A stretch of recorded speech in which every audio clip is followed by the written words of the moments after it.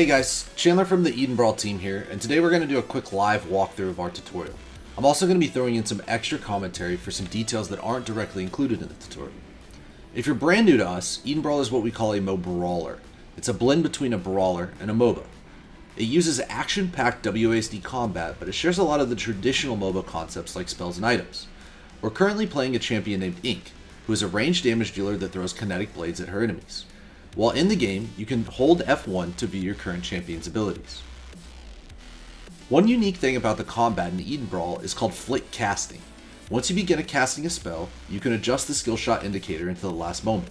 I'll go ahead and kill these target dummies using all of Ink's kit to move on. Edenbrawl uses a unique talent system called Augments that you'll unlock as you level up throughout the match. The Augment panel can be opened by holding Control. Augments are sorted into 4 pools, and there's 8 total augment choices, meaning you'll get to select from each augment pool twice, so you don't need to worry about missing out on one that you want. Augments either serve as generic passives or modify your specific champion spells in unique ways. Use augments to adjust your playstyle inside the match, for example, selecting more escape type augments due to a heavy dive composition on the other team. Edenbrawl's item shop is designed to be straightforward, meaning you can spend more time fighting and less time shopping. Use P to open the shop and simply purchase the item you'd like to buy. Items can be upgraded via the upgrade button that appears after purchasing an item. Items have both raw stats and item effects, so make sure to take both into account. It's worth noting, Edenbrawl only has 4 stats: power, defense, move speed, and cooldown reduction. There's no need to worry about physical versus magical. Edenbrawl does have a team deathmatch mode, and the objective is simple. Win 2 rounds by killing the other team 10 times before they kill your team 10 times. However, the primary game mode is called Edenball, and it involves carrying a ball into the enemy team's end zone, which is the big blue or red rectangle located inside their base. Once you pick up the ball, you'll gain access to a new ultimate spell, and more importantly, the ability to pass. You can hold down spacebar to lob the ball, or you can tap spacebar to directly pass to an ally. Note that tapping space will pass to your closest ally, but if you need to pass to one further away, you can hover over them and then tap space. There's one more aspect to carrying and scoring, and that is the line of scrimmage, which is a transparent line that advances as your team pushes the ball. It's kind of like a payload.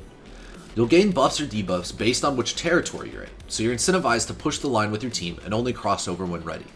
It'll be tempting to grab the ball and bolt off, but sometimes it's best to slow down and make a methodical advance. To score an Edenball, you can either walk the ball into the end zone for 10 points or lob the ball in for 5.